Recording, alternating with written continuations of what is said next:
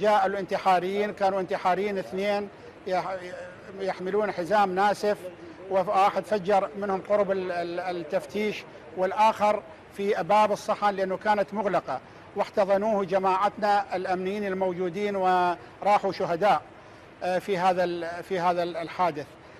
ولكن الحمد لله رب العالمين لم يدخلوا لا إلى الصحن ولا إلى الحضرة الشريفة.